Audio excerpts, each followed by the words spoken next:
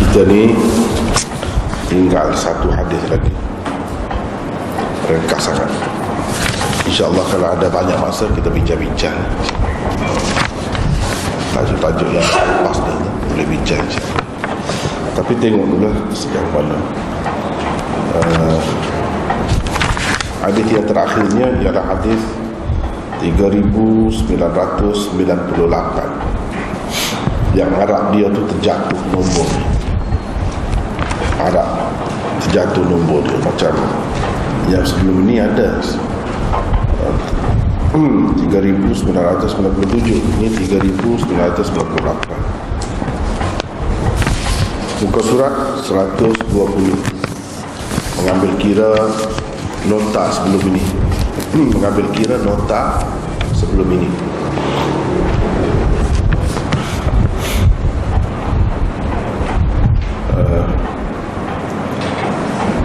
Tengok hadis 3998 itu. Wa bihi qala haddatsana Ibrahim bin Musa qala akhbarana Hisham an Ma'mar an Az-Zuhri qala wa haddatsana Isma'il qala haddatsani akhi an Sulaiman an Muhammad bin Abi Atir an Ibn Shihab an Ubaidillah bin Abdullah bin Utbah bin Mas'ud أن ابن عباس رضي الله عنهما قال أخبرني أبو طلحة رضي الله عنه صاحب رسول الله صلى الله عليه وسلم وكان قد شهد بدرا مع رسول الله صلى الله عليه وسلم أنه قال لا تدخل الملائكة بيتا فيه كلب ولا صورة يريد التماثيل التي فيها الأرواح.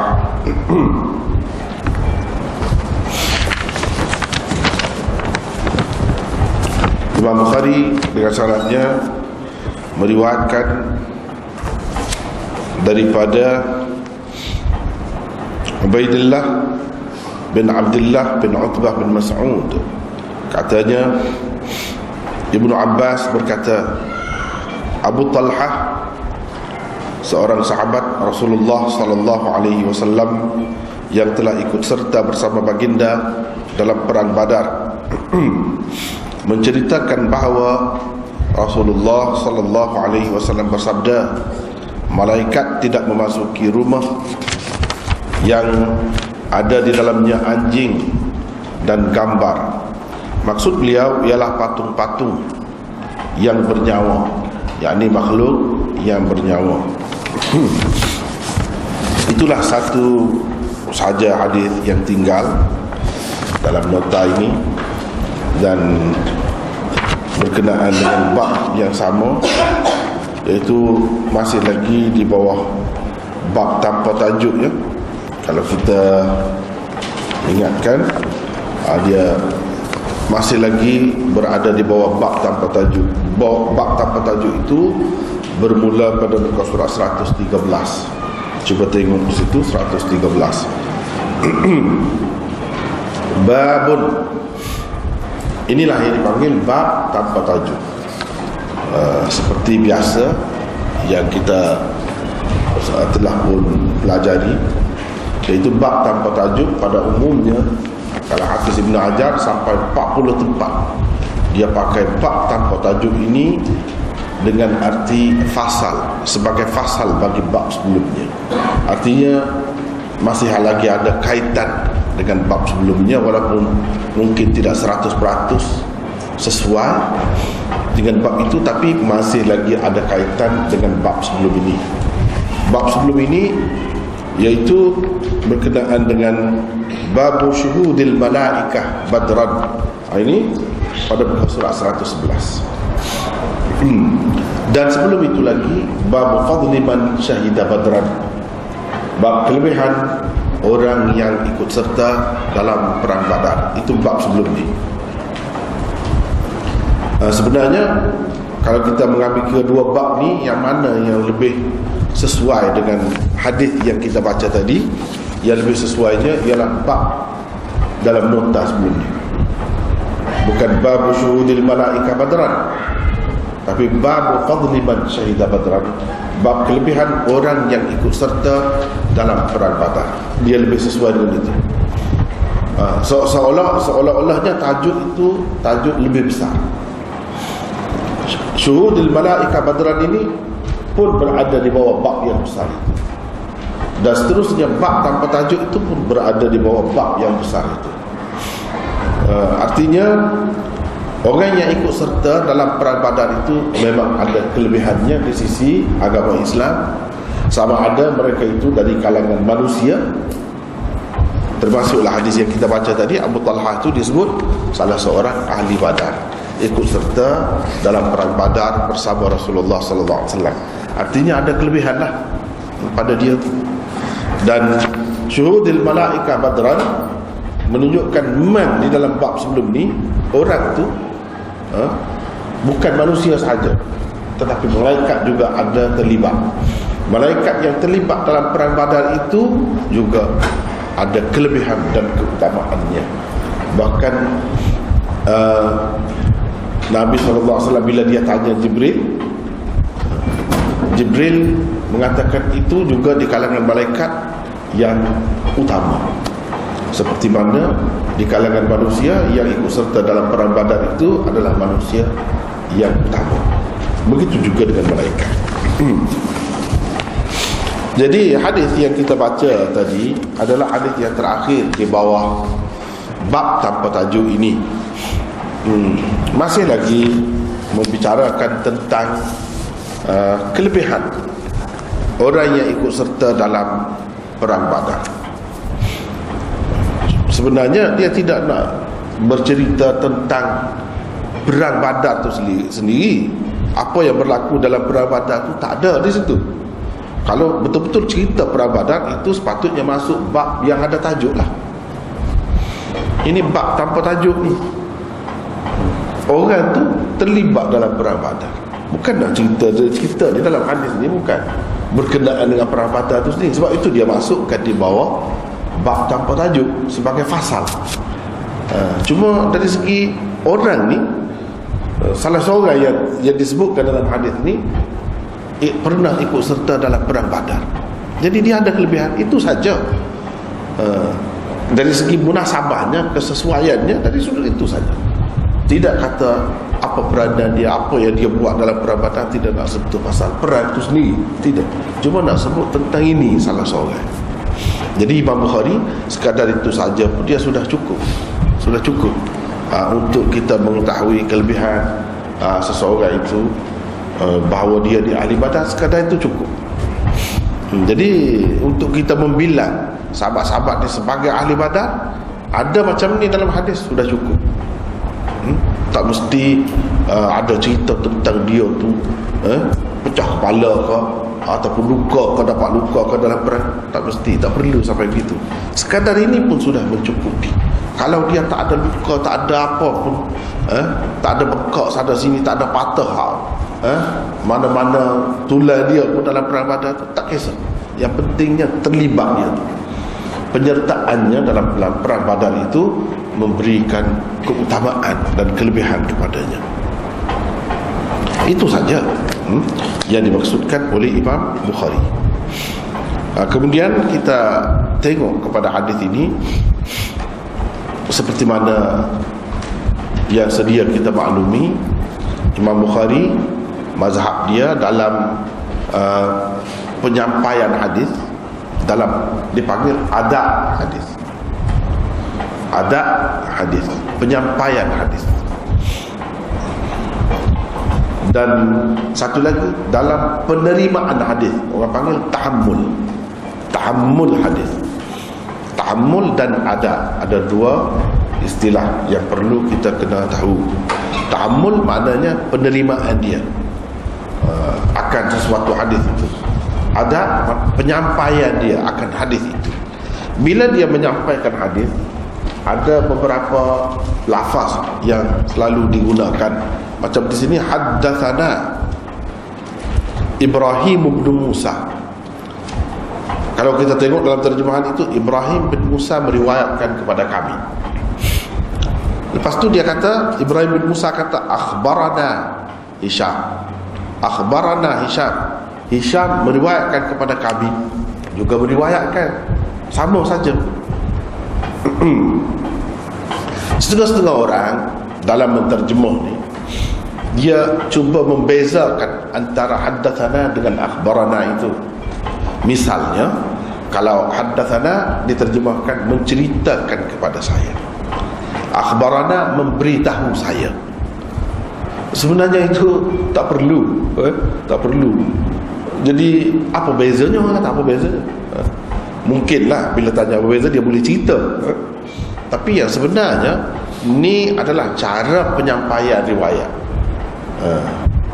Dan kalau haddathana berarti asalnya berarti guru yang baca.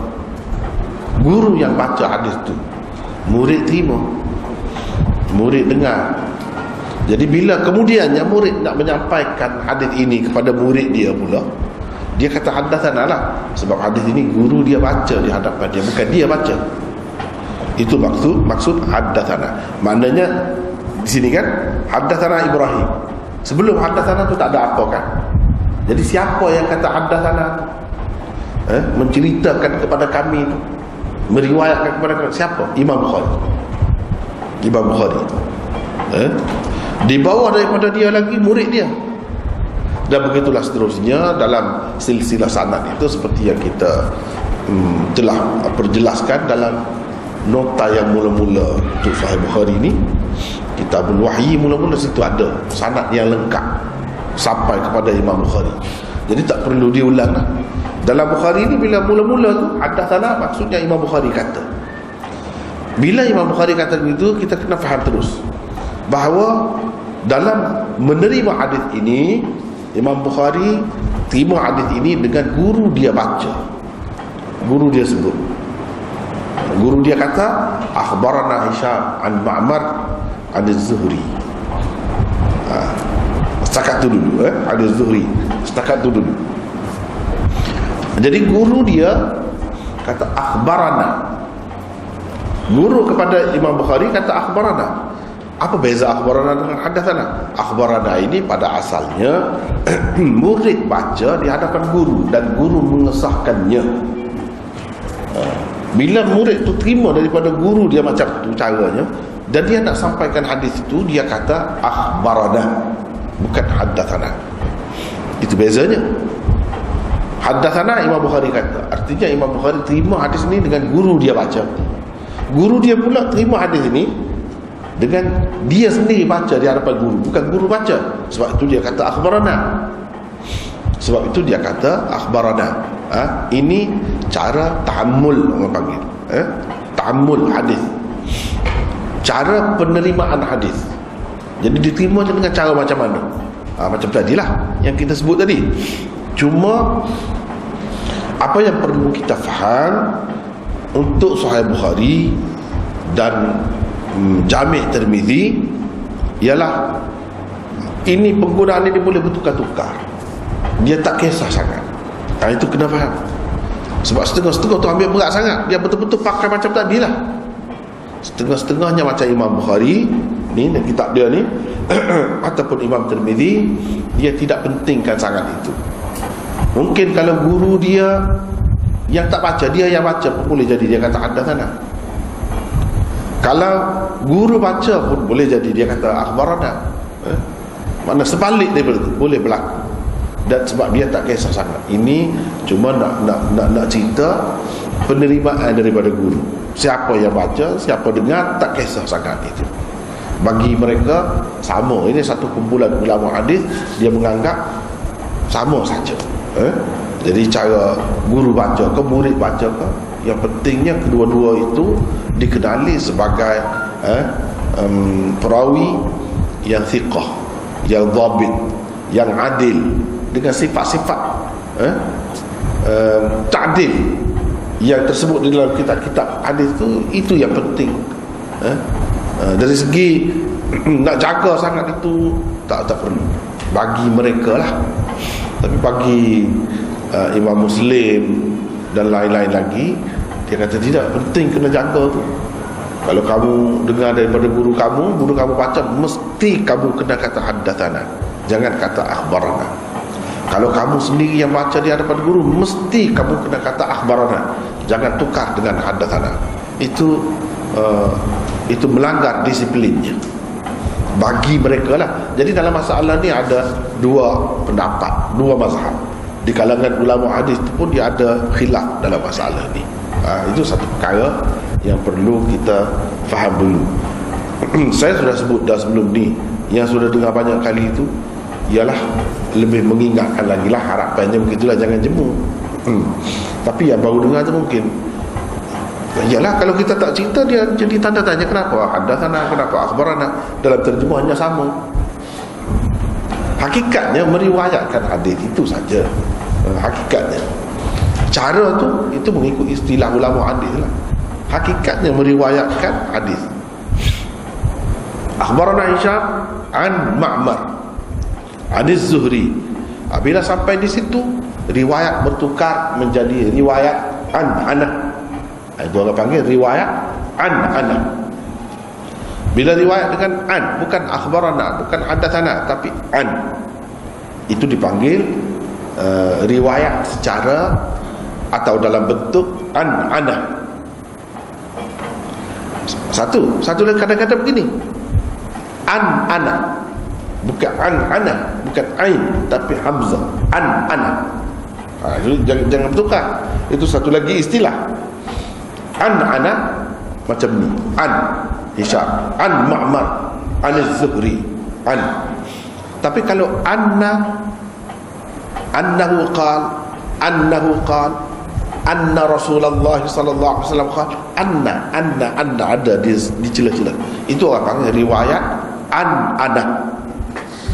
Lain. Beza tu. Kalau riwayat dengan an ana begini, kita kena perhati.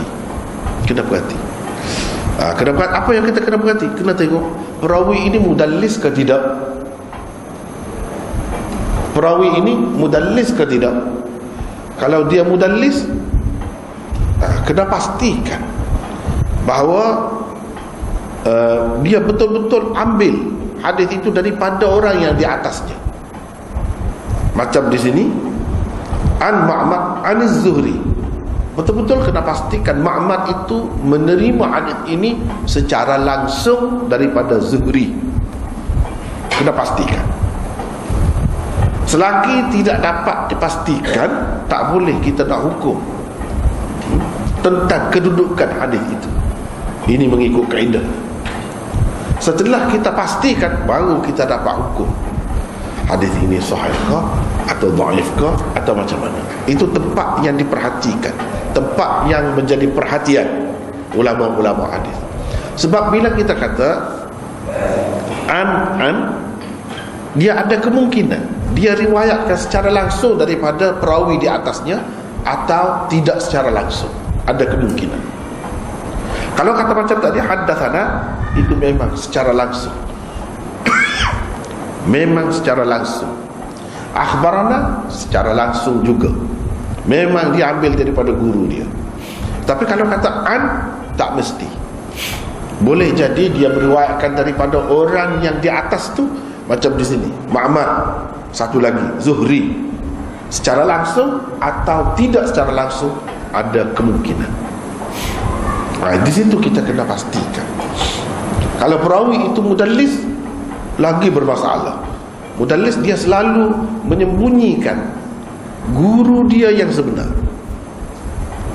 Jadi dia tak sebut guru dia yang sebenar tu. Kenapa?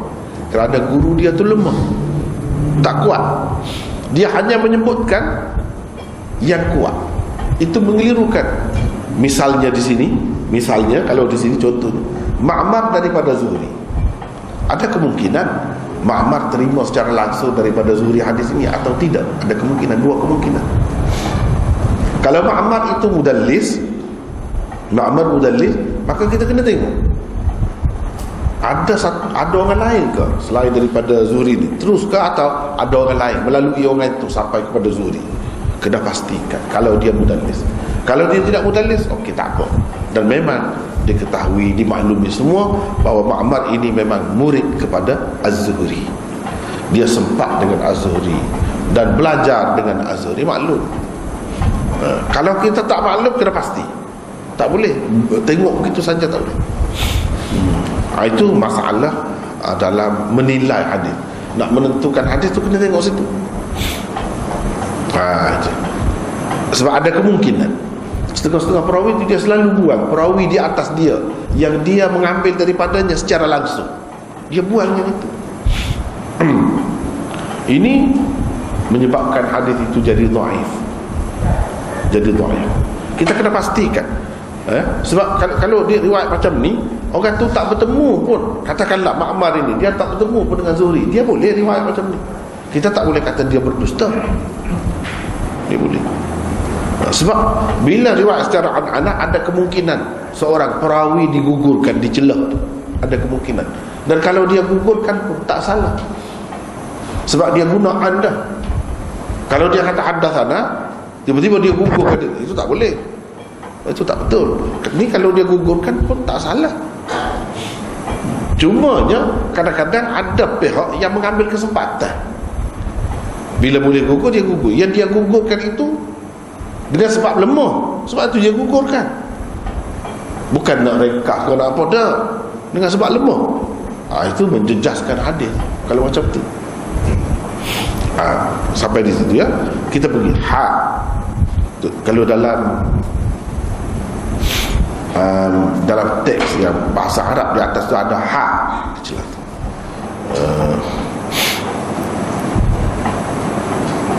Ada di situ.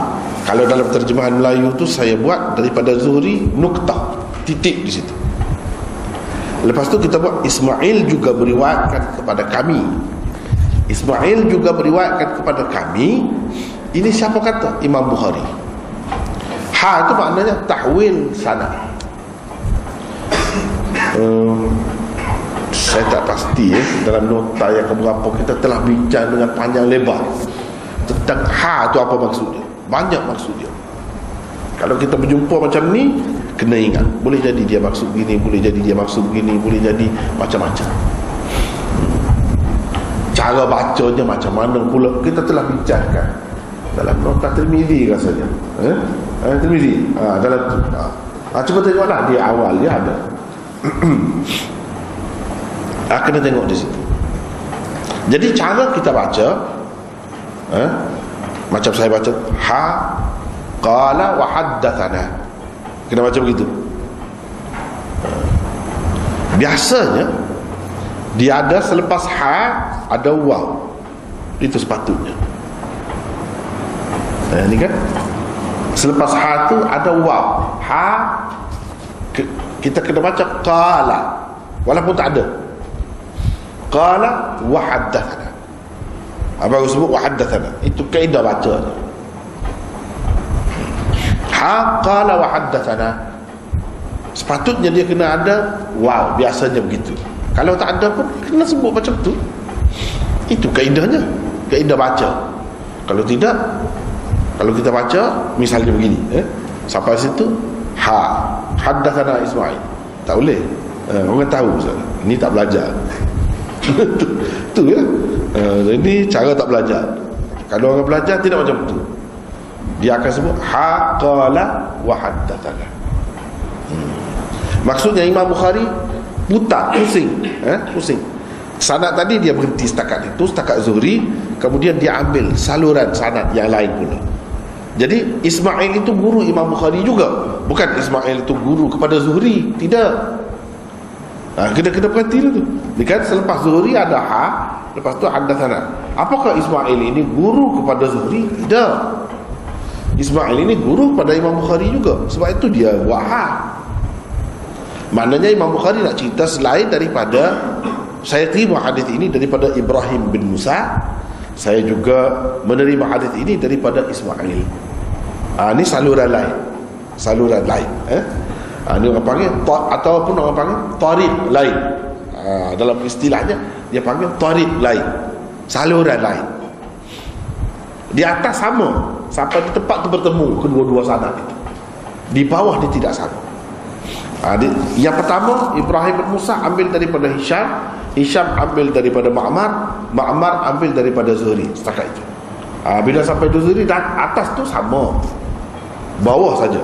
Satu lagi sanad, Imam Bukhari ambil daripada Ismail, dia ambil daripada saudara dia, saudara dia ambil daripada Sulaiman, Sulaiman ambil daripada Muhammad bin Abi Atiq, dia ambil daripada Ibni Syihab. Ibni Syihab tu siapa? Zuhri tu juga sama, cuma dia guna dalam bentuk lain. Ibnu Syihab, kita yang tak tahu mungkin kita kata ni orang lain pula, ambil daripada orang lain. Tidak, orang yang sama, Zuhri tadi juga, cuma dia guna macam lain cara.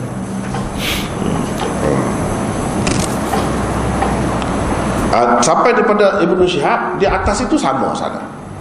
Jadi di situ bertemu sanad. Orang panggil ni kita nak tahu istilah-istilah dulu.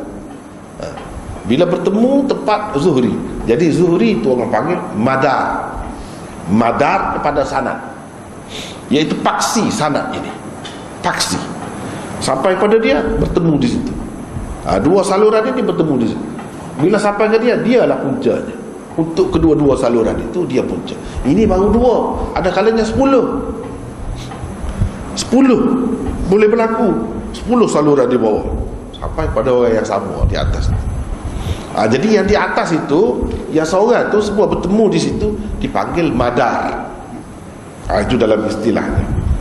Madar itu apa maknanya? Paksi, tempat berputar segala sanad, punca bagi segala sanad. Ibnu Syihab adalah Az-Zuhri, sama satu. Nama dia itu belum guna nama dia pula. Kadang-kadang kalau sanad lain dia guna Muhammad. Orang ingat Muhammad mana orang lain pula, padahal dia juga Muhammad bin Muslim Az-Zuhri. Kunyahnya ialah Ibnu Syihab, orang yang sama. Itu kadang-kadang dalam hadis ni kita kena tahu. Kalau dalam Tirmizi dia cerita orang ni sebenarnya ini nama dia. Kalau dalam Bukhari tak, dia kamu faham sendirilah. Kamu faham sendirilah, dia kira begitu. Jadi ada kalanya kalau kita bertemu sanad lain dia sebut Muhammad. Muhammad mana kita ingat, padahal Ibnu Syihab tu lah, Zuhri tu juga, itu nama sebenarnya. Jadi di atas daripada Zuhri sama. Zuhri ambil atau Ibnu Syihab ambil daripada Ubaidillah bin Abdillah bin Utbah bin Mas'ud bin Mas'ud. Ini siapa Ubaidillah? Anak kepada Ibnu Mas'ud yang masyhur itu, Abdullah bin Mas'ud. Jadi kita dapat faham Ibnu Mas'ud itu bukan ayah dia yang sebenar. Daripada sanad ini kita dapat tahu Abdullah bin Utbah bin Mas'ud. Mas'ud tu datuk dia. Jadi orang kata Ibnu Mas'ud tu macamlah ayah dia tu nama Mas'ud, bukan. Ayah dia nama Utbah. Mas'ud tu datuk dia. Datuk dia. Kenapa macam ni? Tak susah. Memang gitu. Memang susah sikit lah cara Arab ni, susah sikit. Dia banyak keliru, banyak keliru. Jadi kita kena tahu cara dia lah. Bila kita tahu, selesai lah, tak apa. Ibnu Mas'ud banyak macam tu kita kata. Ibnu Hanbal, Ahmad bin Hanbal, kita kata Hanbal tu bukan ayah dia, datuk dia. Ahmad bin Muhammad bin Hanbal, ayah dia nama Muhammad. Tapi kadang-kadang dia kaitkan dengan datuk. Kita ingat ke yang disebut selepas nama seseorang tu ayah dia? Bukan, datuk. Tapi dia ada kaedah pula. Macam tu dia ada kaedah. Kalau kita pakai kaedah tu, kita dapat tahu juga bahawa yang ini bukan ayah tapi datuk, dapat tahu.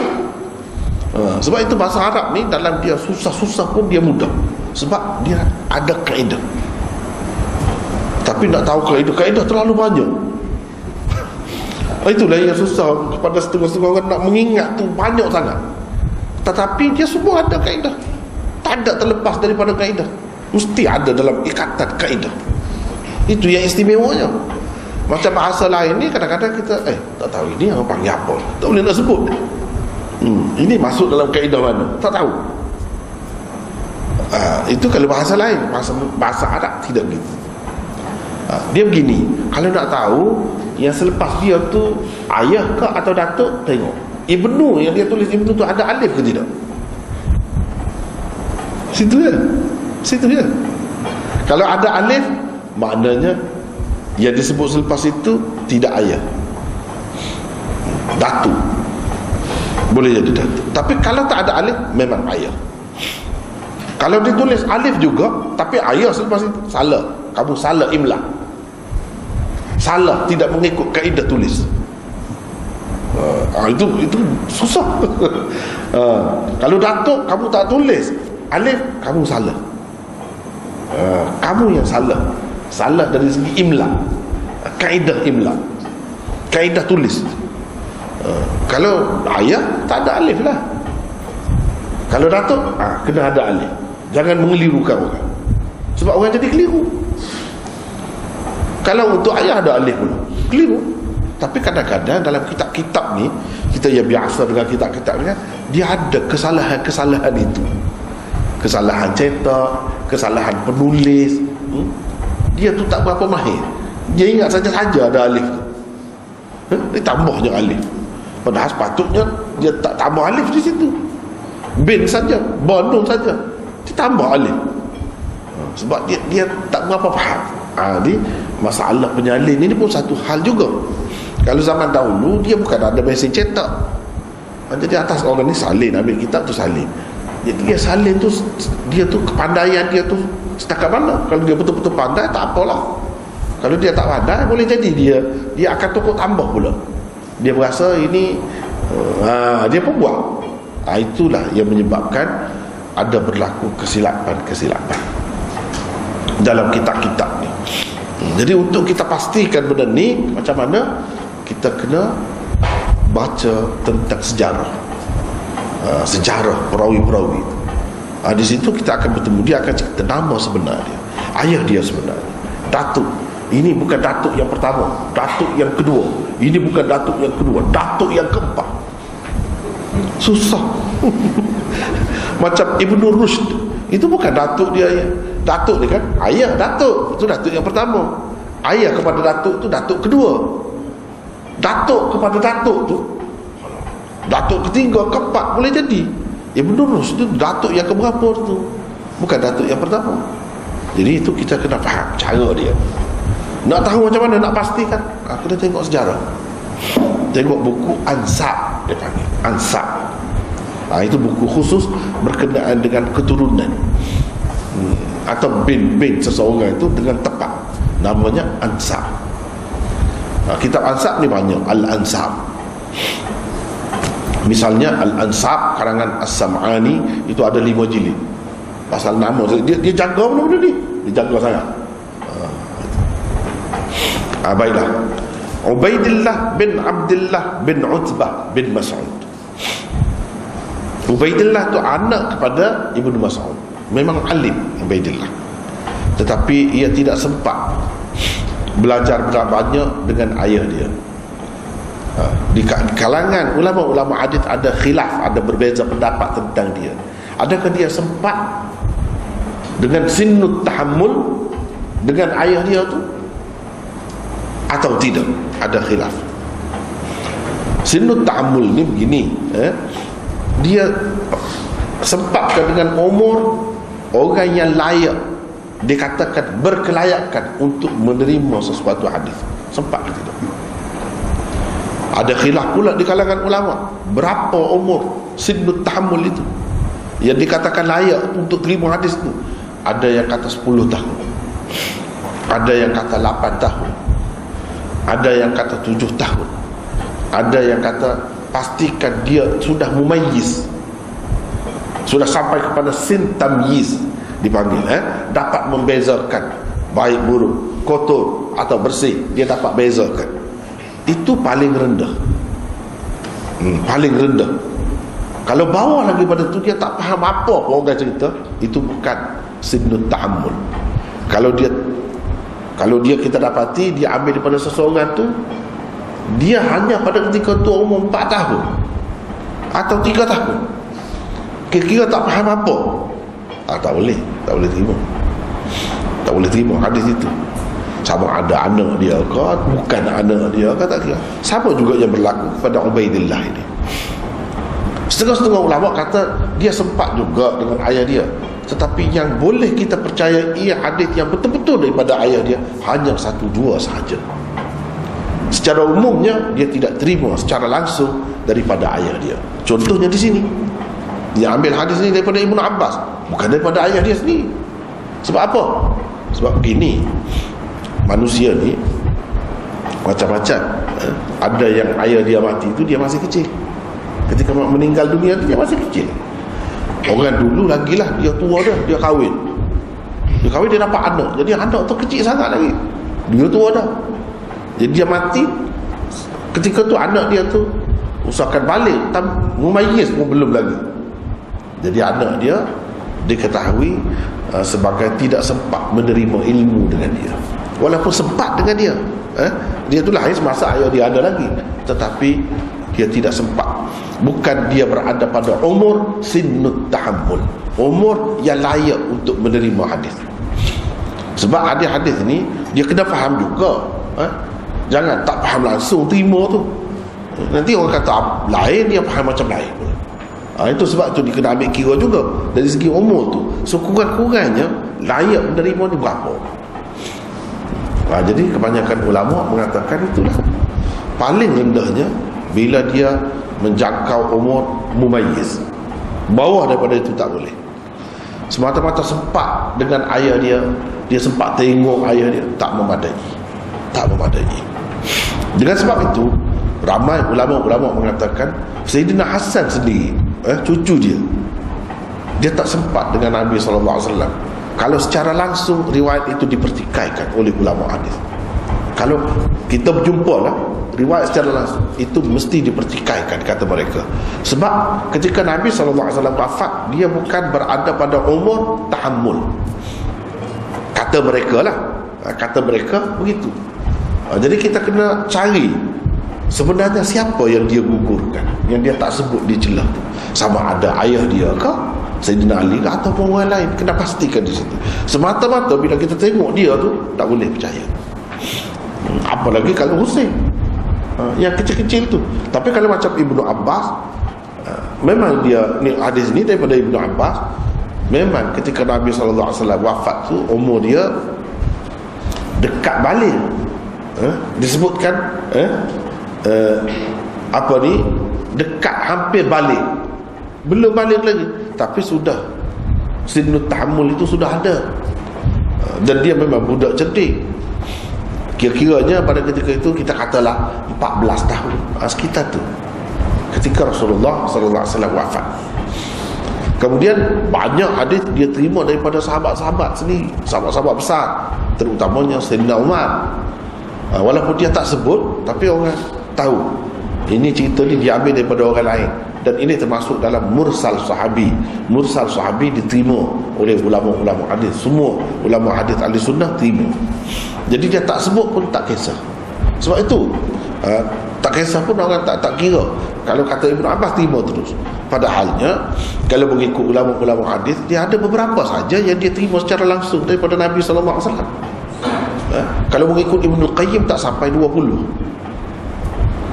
Bahkan mengikut Imam Ghazali ni kena ramai juga orang yang salah faham kadang-kadang. Orang ingat dia tidak ahli dalam hadis. Memang betul lah di peringkat awal memang dia tak sempat lah bagi tumpuan kepada hadis tu dengan lebih teliti, dengan lebih halus di peringkat awal. Tapi di peringkat akhirnya dia berbeza. Memang hebat dalam hadis pun. Terutamanya kalau kita tengok dalam kitab dia Al-Mustasfa. Dia kata Ibnu Abbas dalam kitab itu hanya menerima daripada Nabi secara langsung hanya 4 saja hadis. Kurang lagi daripada Ibnu Qayyim. Hanya 4 saja. Yang lain-lain itu dia melalui sahabat-sahabat yang lain. Itu kata Imam Ghazali. Dan Imam Ghazali begitu dekat dengan hadis ini sehingga dikatakan dalam sejarahnya Dia mati itu kan Sahih Bukhari di atas dada dia. Sahih Bukhari di atas dada dia. Maknanya dia mutalaqah lah. Mutalaqah betul-betul kita hadis. Itu padahal sebelum itu pun dia sudah ada dah rujuk Sahih Bukhari sebelum itu. Kitab Ihya tu pun ada daripada Bukhari apa semua tu. Tapi tidaklah seperti dia kemudian tu dia banyak tumpu kepada hadis. Bahkan dalam sejarahnya mati Bukhari atas dada. Bukhari atas. Itu kita nampak dia ialah sebab dia banyak bidan kan, dia ceburi. Bidan yang diceburi itu sangat banyak. Sebab kalau kita perhatikan bidan-bidan yang dia masuk luas sangat. Jadi masuk akal lah kalau kita kata dia tak sempat nak bagi tumpuan ke sini satu ketika. Ya betul, boleh jadi sangat benda macam tu. Tapi daripada buku-buku yang terakhir dia tulis, kita nampak dia memang hebat. Misalnya hadis dalam Bukhari dia pertikai. Itu bukan main tu, bukan jalan-jalan. Ada yang dia pertikai. Kalau kita tengok dalam Fathul Bari pun ada. Kalau kita tengok dalam Hasyiah Sahih Bukhari cetakan Pakistan itu, hadis berkenaan dengan in tastaghfir lahum 70 marratan falan yaghfirallahu lahum tu. Hadis Nabi nak istighfar untuk Abdullah bin Ubay bin Salul. Imam Ghazali kata ini tidak sahih, walaupun ada dalam Bukhari, tak sahih. Dia kata, dan guru dia Imamul Haramain juga mengatakan tidak sahih, padahal ada dalam Bukhari.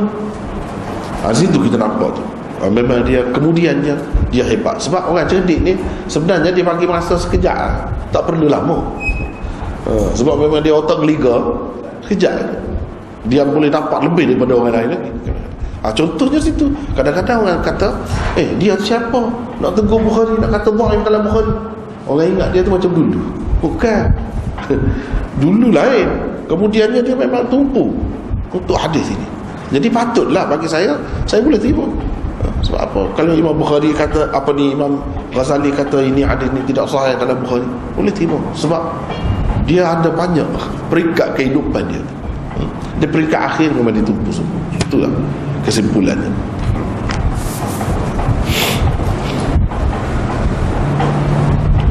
Ubaidillah bin Abdullah bin Utbah bin Mas'ud.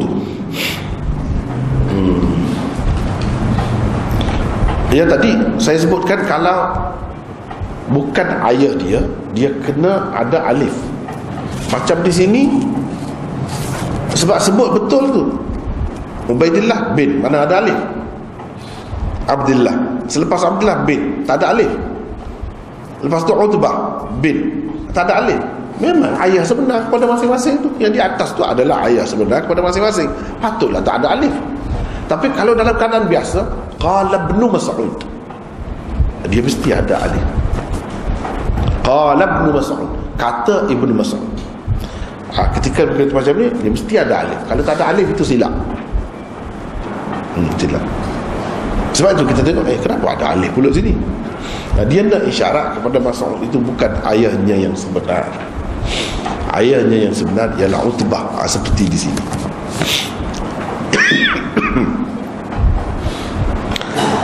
Bahawa Ibnu Abbas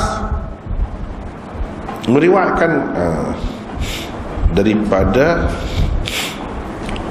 katanya Ibnu Abbas berkata, Ibnu Abbas radhiyallahu anhuma. Di situ satu perkara yang penting juga difahami. Anhuma, selalu kita kata radhiyallahu anhu. Kenapa radhiyallahu anhu? Kenapa radhiyallahu anhu? Sebab dia dan ayahnya kedua-duanya sahabat dan Islam. Ada juga yang tidak begitu. Kenapa? Yang tidak begitu mungkin kerana orang sudah maklum semua, tak ada pertikaian, sudah maklum, sudah lama dah dia Islam. Ada juga dia sebut Umar bin Al-Khattab radhiyallahu anhu. Kenapa tidak radhiyallahu anhu? Padahal ayah dia pun Islam juga. Abu Bakar radhiyallahu anhu, ayah dia pun Islam juga. Kenapa tidak? Jadi ini kadang-kadang dia satu cara, satu kaedah, itu pun boleh juga begitu. Tapi satu lagi kaedah, kerana dimaklumi oleh semua, tak ada pertikaian. Tapi kalau ada radhiyallahu anhuma, mungkin tak berapa popular. Macam ayah dia Abbas ini kan, ada yang kata dia memeluk agama Islam awal, lama sebelum itu. Ada yang kata tidak, selepas Fatih Makkah baru memeluk agama Islam. Abbas itu. Dan itu yang betul sebenarnya. Jadi situ keliru. Jadi adakah yang memeluk agama Islam kemudian itu tidak layak untuk kita doakan, untuk kita kata radhiyallahu anhu? Dia nak cerita, tak layak juga. Sahabat juga, terutamanya Abbas ini, memanglah dia istimewa.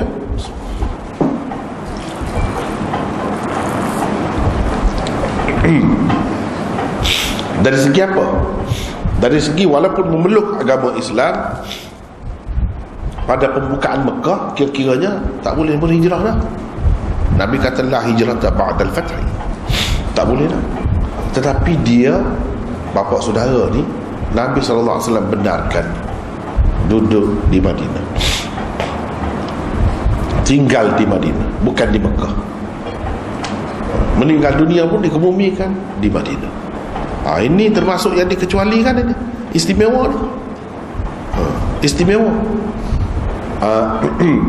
Ada seorang sahabat lagi yang juga masuk Islam selepas Fatih Makkah, dan Abbas minta dengan Nabi SAW, walaupun dia ni Islam selepas Fatih Makkah, kira-kira tak boleh berhijrah, tak boleh duduk Madinah, dia minta dengan Nabi SAW biar sahabat dia ni benarkan tinggal di Madinah.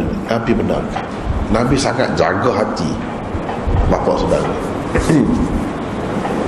Sebab bapa saudara yang ada itu, yang lain tak Islam. Berapa ramai tak Islam? Yang Islam ni yang ada. Pada masa tu Hamzah pun sudah tak ada. Hamzah sudah mati dah. Dia mati dalam perang awal lagi. Sudah tak ada, lama dah. Jadi ini bapa saudara yang memeluk agama Islam kemudian. Yang sahihnya yang itulah. Takut-takut orang kata tak termasuk sebab dia kemudian ke apa ke. Kadang-kadang mengambil kira benda-benda macam tu juga. Di dalam kitab-kitab ni disebutkan, bila taraddi, orang panggil radhiyallahu tu taraddi, bila taraddi itu disebutkan dua, anhuma begitu, bukan anhu saja. Itu pun kena perhati jugalah, kena perhati juga. Dia kata, akhbarani Abu Talha radhiyallahu anhu, sahibu Rasulullah sallallahu alaihi wasallam. Abu Talha, lepas tu dia sebut, itu orang panggil yang ada sengkan tu, selepas itu dicelah tu, itu orang panggil dalam istilah Arabnya jumlah mu'taridah. Kalau mungkin bahasa Melayu ni apa panggil ayat, mungkin saya buat sendirilah ayat mencelah. Ayat mencelah, itu jumlah mu'taridah. Sebenarnya asalnya begini, Ibnu Abbas berkata Abu Talha menceritakan bahawa Rasulullah SAW itu yang sebenarnya. Abu Talha menceritakan. Yang ni Ibnu Abbas itu kerana nak melebihkan Abu Talha itu, nak cerita dia ni bukan sembarang orang. Jadi sebelum kata menceritakan tu, dia kata seorang sahabat Rasulullah yang telah ikut serta bersama baginda dalam perang Badar. Itu orang panggil jumlah mu'taridah. Tak sempat lagi nak habis cerita yang ini dulu, sebab bagi dia ini penting, kita kena hormat. Jangan habis ayat dulu yang kita nak cerita, sebelum itu pun kena cerita dah. Kita mencelah di situ. Itu pada pandangan Ibnu Abbas. Kenapa Ibnu Abbas sampai cepat-cepat itu, sebelum habis cerita dia terus kata ini dia ni seorang sahabat. Inilah Imam Bukhari fahamnya. Daripada sini Imam Bukhari faham bahawa sahabat yang terlibat dalam perang Badar ini ada keistimewaannya. Cuba tengok cara mana sahabat ni yang kemudian bila cerita pasal dia terus cepat-cepat cerita kelebihannya. Sebelum menghabiskan ayat dia, cerita dia yang sebenar, dia telah mencelah di situ. Ini menunjukkan keutamaan dan kelebihan ahli Badar itu. Itulah yang Imam Bukhari nak. Jadi ini orang panggil bahagian ini, orang panggil syahid. Mana syahid Bukhari? Di dalam hadis ini, di mana terletaknya syahid Imam Bukhari? Di sini. Dalil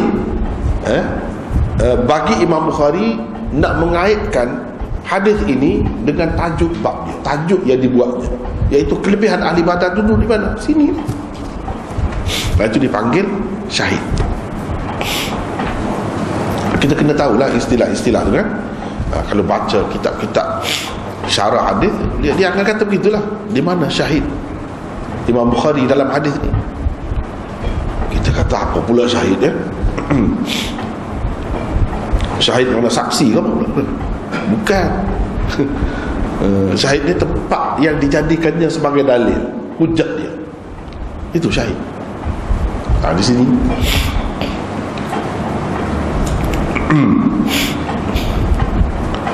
Kemudian kita ada nota di situ Abu Talha. Nama sebenar Abu Talha ialah Zaid bin Sahal bin Aswad bin Haram Al-Ansari Al-Khazraji. Beliau lebih terkenal dengan kunyahnya, iaitu nama panggilannya Abu Talha. Beliau terbilang sebagai salah seorang sahabat utama Rasulullah sallallahu alaihi wasallam. Beliau ialah suami kepada Ummu Sulaim, ibu Anas bin Malik. Sebelum memeluk agama Islam, beliau pernah masuk meminang Ummu Sulaim. Jawapan yang diterimanya dari Ummu Sulaim ialah, lamaranmu ditolak kerana kau seorang kafir, sedangkan saya seorang muslimah. Itu ceritanya. Itu cerita. Tidak halal saya berkahwin dengan seorang kafir. Jika engkau memeluk agama Islam, maka itulah dikira sebagai mas kahwin. Abu Talha memeluk agama Islam dan berkahwin dengan Ummu Sulaim.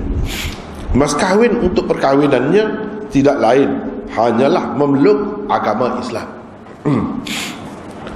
Dalam perang Uhud, beliau adalah salah seorang pemanah yang berkawal di hadapan Nabi sallallahu alaihi wasallam. Pada ketika-ketika tertentu, apabila Nabi mengangkat kepalanya untuk melihat pihak musuh, Abu Talha menjadikan dadanya sebagai perisai Rasulullah sallallahu alaihi wasallam. Sambil beliau berkata, biarlah Tuan berada di belakang saya, takut-takut Tuan terkena anak panah mereka. Biar leher saya berada di hadapan leher Tuan. Itu kata-kata dia. Macam mana dia ni sayang kepada Nabi sallallahu alaihi wasallam, begitulah cara dia nak jaga Nabi. Para ulama berbeza pendapat tentang tahun kematian Abu Talha. Sesetengah mereka mengatakan beliau meninggal dunia pada tahun 34 Hijrah. Jenazahnya disembahyangkan oleh Sayyidina Uthman. Sesetengah yang lain pula berkata 2 tahun sebelum itu. Sementara Abu Zur'ah Ad-Dimashqi pula berkata beliau hidup selama 40 tahun selepas kewafatan Nabi sallallahu alaihi wasallam. Berdasarkan kenyataan ini, tahun kematian beliau sama ada pada 51, pada 50 atau 51 Hijrah. Ada khilaf lah tentang kematian dia. Ada beberapa perkara lah rasanya yang perlu disebutkan berhubung dengan sejarah dia ni. Sejarah dia ni dalam Bukhari pun ada sebut. Ada sebut di tempat yang lain. Lepas dia kahwin tu dia dapat anak. Dia pergi keluar untuk urusan agama, kemudian balik. Kan kita selalu dengar, mungkin semua tak ingat mungkin. Bila balik ditanya anak dia sakit macam mana, isteri dia kata dalam keadaan paling tenang. Lalu dia makan, hidangkan makan, tidur. Pada malam tu beliau mengadakan hubungan suami isteri dengan isteri dia tu. Bila sudah tu barulah isteri dia tu cerita, Ummu Sulaim tu cerita. Ini dalam Bukhari apa tu? Cerita bahawa yang sebenarnya anak kita tu dah mati. Terkejutlah dia. Marah juga dia. Kenapa kamu baru cerita? Kira-kiranya kalau cerita tadi tak akan ada lah hubungan tu, suami isteri tu dengan isteri tak ada lah. Mana-mana boleh biasa, dah sedih. Mungkin tak makan gitu. Tapi cara isteri tu melayani suami tu sampai begitu, Ummu Sulaim. Sebab itu Ummu Sulaim ni dalam banyak hadis, dalam Bukhari pun ada sebut, ni ahli syurga ni, salah seorang ahli syurga. Nabi SAW tengok satu istana besar tu, bila ditanya untuk Ummu Sulaim, maknanya sudah disebut dah dalam dunia lagi, Nabi sebut ni ahli syurga. Jadi kita dapat belajar daripada sifat-sifat ahli syurga ni, salah satunya itulah cara dia tu.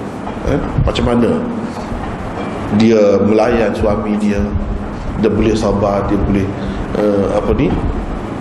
buat tak tahu, padahal anak dia mati dia tahu dah. Nak jaga suami tu sangat penting dalam Islam. Sangat penting, benda yang besar maknanya. Sebab itu dia terpilih sebagai ahli syurga. Dan kalau kita tengok di sini, dia keras tu. Malik, kenapa? Malik ayah Anas bin Malik, kenapa pisah? Sebab Malik tak mahu Islam. Dia Islam, pisah. Cerai itu kerana agama. Itu pun kita tengok macam mana peribadi dia, mesti kuat. Bila Abu Talha nak kepada dia, tak boleh, sebab kamu tidak Islam. Daripada sini kita dapat buat kesimpulan bahawa ayat la tankihul musyrikat hatta yu'minna, dan ayat la tumsiku bi'isamil kawafir, umpamanya ayat-ayat seumpama sudah turun daripada ketika itu. Sebab dia tahu tak boleh kahwin dengan orang kafir. Sedangkan semasa di Mekah, kahwin dengan orang kafir boleh lagi. Orang Islam kahwin dengan orang kafir belum lagi ada hukum tu, larangan itu. Berarti pada masa ni awal ni. Sebab Abu Talha sempat masuk dalam perang Badar. Perang Badar tahun yang kedua. Maknanya ayat itu sekurang-kurangnya bahagian itu daripada surah Baqarah sudah turun. Kalau tak turun lagi wala tumsiku bi'isamil kawafir dalam ayat yang kemudian itu, tak kisahlah. Tapi sekurang-kurangnya sudah ada salah satu daripada ayat yang melarang orang Islam berkahwin dengan orang kafir itu sudah turun. Daripada peristiwa-peristiwa macam ni kita dapat menentukan ayat ini turun dah ke tidak. Kita dapat jadikan panduan jugalah cerita-cerita macam ni. Jadi dia kata tak boleh. Lepas tu masuk Islam. Masuk Islam diceritakan di sini, masuk Islam dia tu sajanya jadi mas kahwin. Boleh ke begitu? Tidakkah mas kahwin ini mesti kena mata benda? Bahkan kalau mengikut mazhab Hanafi dan kebanyakan mazhab, tak boleh. Dia kena sesuatu yang ada nilai, ada harganya. Jadi macam mana pula ya? Sedangkan kalau kita tengok dalam hadis dalam Bukhari pun ada juga. Sahabat itu dia tak ada harta, Nabi suruh cari iltabis walau khataman min hadid, cari cincin walaupun daripada besi. Dia pergi cari tak dapat. Sebab asalnya ada perempuan pergi serah diri kepada Nabi, ikut Nabi lah. Kalau Nabi nak perlukan kepada dia, tak, dia nak jadi isteri Nabi. Kalau tidak pun ikut Nabi. Nabi tengok kata ke bawah, itu ceritanya dalam Bukhari ni ada. Akhir sekali dia diam. Dia semua salah juga. Sahabat tu pun lama tengok, ada juga beberapa orang sahabat lagi di sini. Dia kata kalau Rasulullah tak perlu, biar saya lah, kata dia. Oh kamu, kata dia. Nabi pun kata okey, tak apa lah. Tapi kamu kena begini-gini cari. Dia pergi carilah. Tak dapat, tak ada. Tapi dia susah hati lah, macam mana nak kahwin. Tapi saya ada ingat, kata dia, ayat Quran ni. Oh, Nabi kata kalau macam tu boleh. Kepandaian itu, kemahiran tentang sesuatu tu boleh dijadikan mas kahwin juga. Itu dipakai oleh mazhab Syafi'i. Dan ramai lagi ulama-ulama lain, dia kata kalau kepakaran macam tu, kepandaian, kita ajak pun. itu boleh dijadikan mas kahwin juga, bukan dalam bentuk duit misalnya, dalam bentuk tanah, harta, bukan dalam bentuk macam tu. Di situ ada khilaf. Tetapi semata-mata masuk Islam ni apa munafaatnya? Macam mana boleh? Di situ dipertikaikan. Jadi kebanyakan ulama mengatakan sama ada ini khusus untuk dia, sebab banyak dalam masalah-masalah agama ni setengah-setengah tu untuk setengah-setengah sahabat tu sahaja, khusus untuk dia. Ataupun pada ketika itu masih belum ada hukum yang tetap tentang mas kahwin. Cara macam ni pun dibenarkan juga. Itu jawapannya. Cara macam ni pun dibenarkan juga. Tapi selepas itu kemudiannya diperkukuhkan lagi kedudukan mas kahwin itu. Sehingga dalam setengah-setengah mazhab, kalau kepandaian tadi pun tak boleh, dia mesti kena mata benda, sesuatu lah yang bernilai, sesuatu yang bernilai. Itulah beberapa perkara yang nampaknya perlu kita sebutkan di sini. Yang lain-lain tu insya-Allah tak ada apa lah. Menceritakan bahawa Rasulullah SAW bersabda, malaikat tidak memasuki rumah yang ada di dalamnya anjing dan gambar. Maksud beliau ialah patung-patung makhluk yang bernyawa. Itu maksud gambar itu, bukan gambar yang nipis pada kain, pada kertas. Itu bukan itu. Tetapi maksudnya ialah patung. Sebab dalam bahasa Arab ni surah itu boleh juga gambar sekeping gitu, boleh juga dalam bentuk patung yang bertongkol. Jadi ini maksudnya yang bertongkol, yang berjirim kita kata, yang macam tu.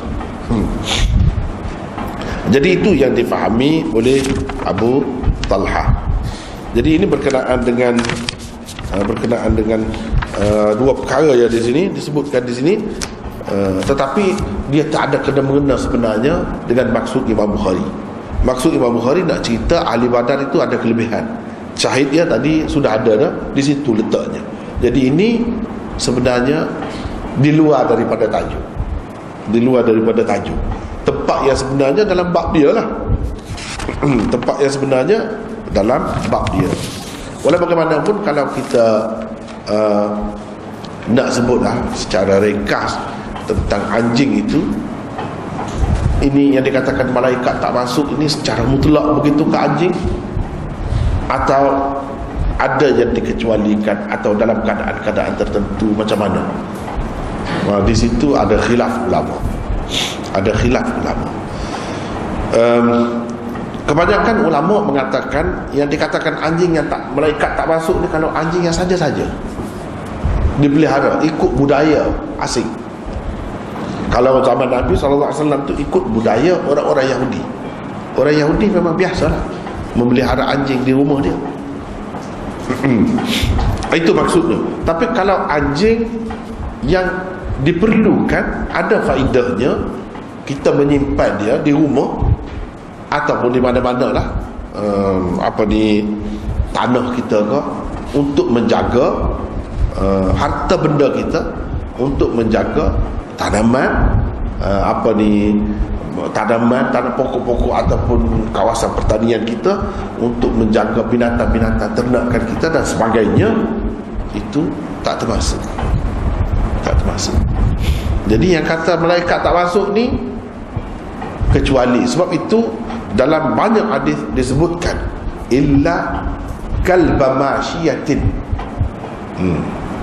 au harthin, ada sebut.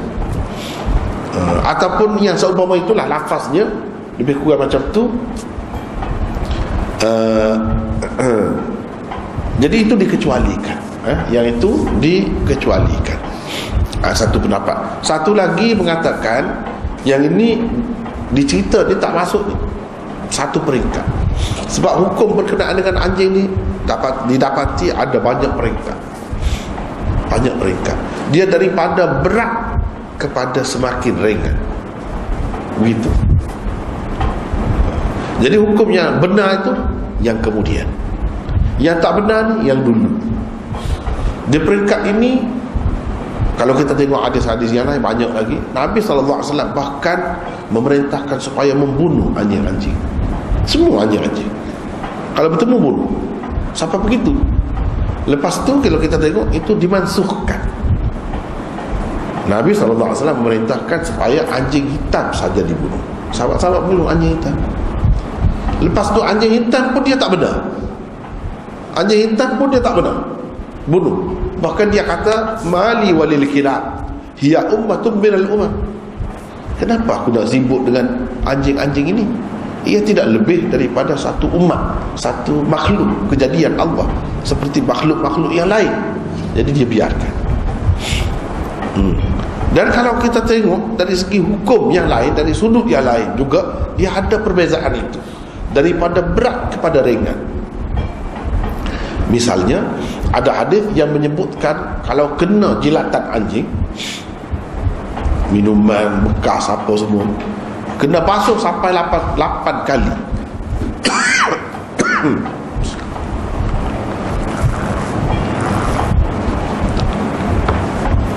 Salah satunya dengan tanah atau air tanah. Ada dalam hadis sebut 7 kali. Ada dalam hadis sebut 3 kali saja. Dan ada yang sebut 3 kali itu pun tak ada. Diperintahkan supaya guna air tanah ke atau tanah, tak ada. 3 kali saja. Bahkan kalau kita perhatikan ada ulama yang mengatakan tak perlu membasuh. Jadi daripada sini kita tengok daripada berat kepada ringan.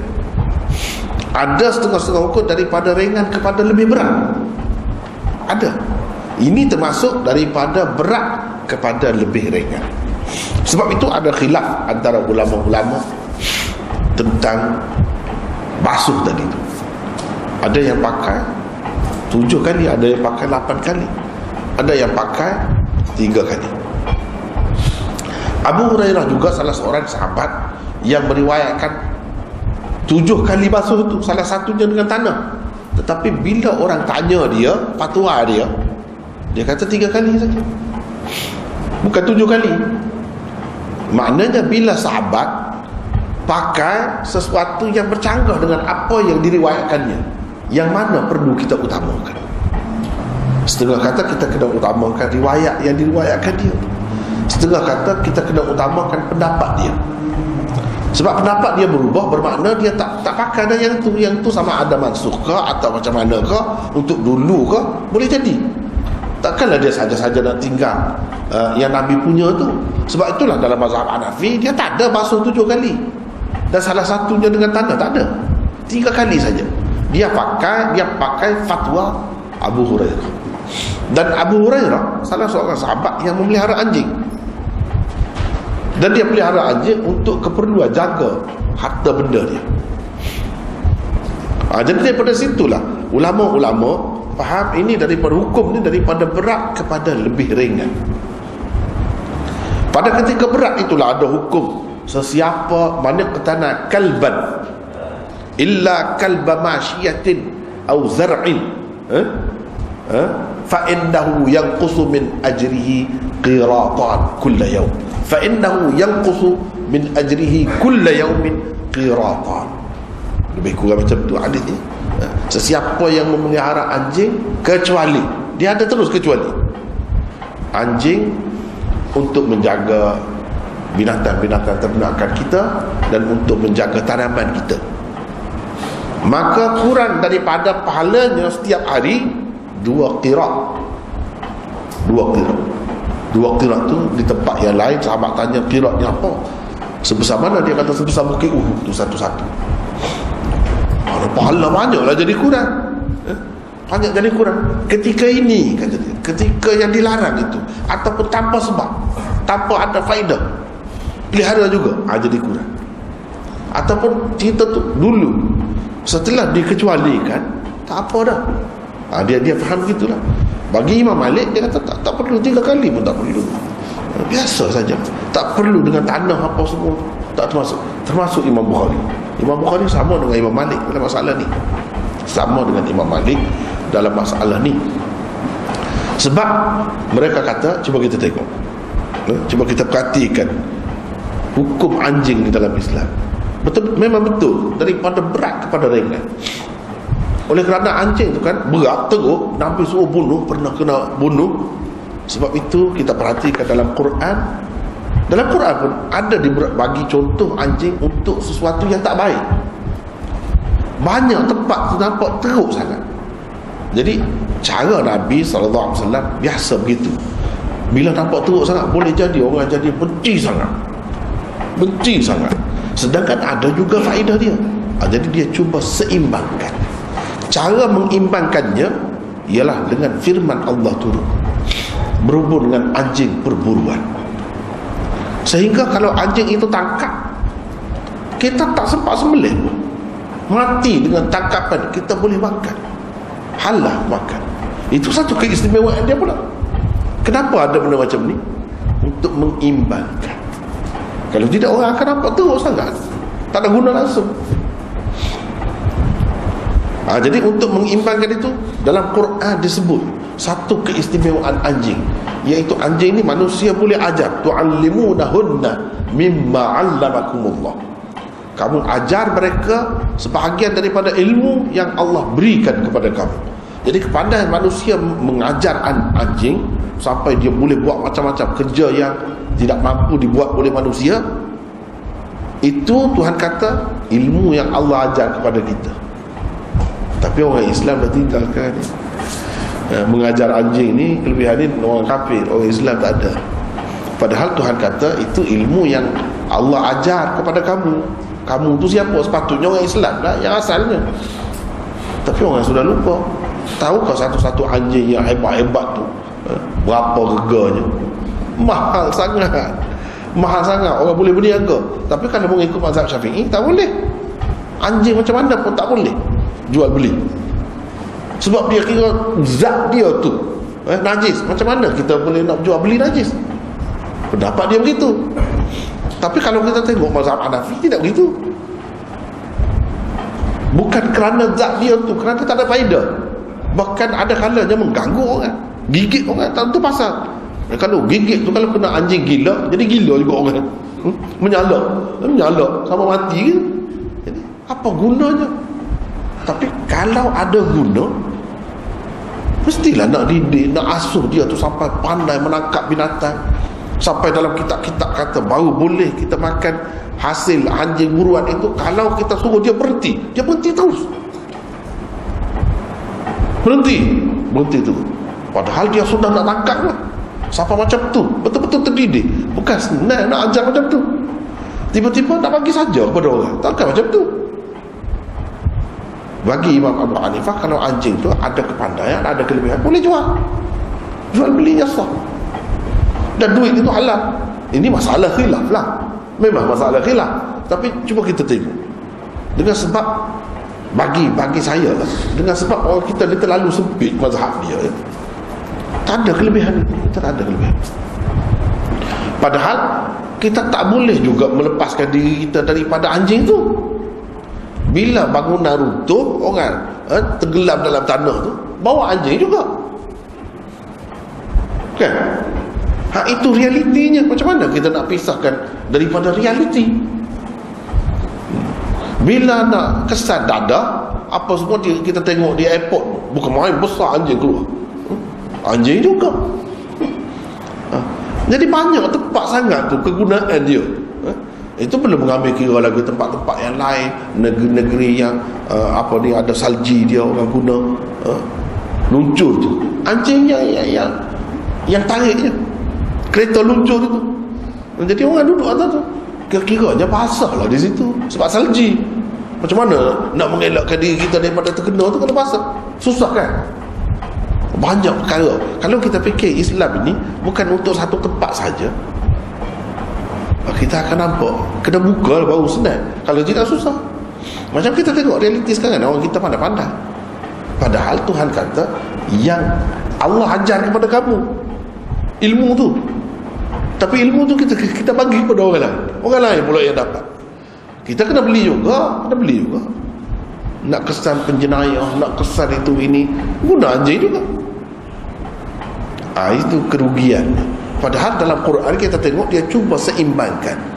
dengan cara benar anjing buruan itu. Sehingga binatang ni kan kita tak boleh makan kalau tak sembelih tu nak kira. Orang kafir sembelih tak boleh lagi. Walaupun dia sembelih cara kita pun tak boleh. Siapa macam tu sekali ketak masalah nak makan binatang-binatang. Tiba-tiba anjing buruan bila kita lepas dia terkam tu matilah katakanlah binatang buruan ni. Kita tak payah sembelih, halal. Semua mazhab kata macam tu. Tak ada mazhab kata macam lain. Semua mazhab, termasuk mazhab Syafi'i sendiri. Tak ada pula di situ timbul soal sama ke apa. Tak ada. Kenapa begitu? Sebab itu ini suatu perkara yang perlu difikir sebenarnya. Perlu difikir. Tak perlu tutup. Kalau tutup rugi kita sendiri. Yang sebenarnya bila sampai guna-guna anjing, datanglah polis yang pakai serban.